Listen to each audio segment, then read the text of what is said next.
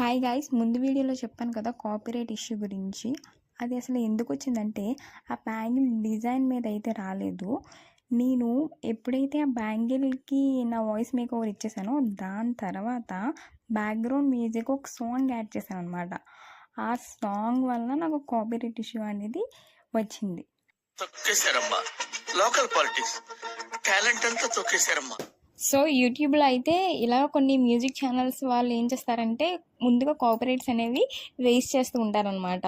వాళ్ళ ఛానల్లో రిలీజ్ అయిన సాంగ్ ఇంకొక ఛానల్లోని పెట్టుకోకుండా ఉండేటట్టు అనమాట. సో నాకు ఈ విషయం తెలియక నేను సాంగ్ అనేది క్రియేట్ చేసుకున్నాను బ్యాక్గ్రౌండ్ మ్యూజిక్లో. సో దానివల్ల కాపీరైట్ ఇష్యూ అనేది వచ్చిందనమాట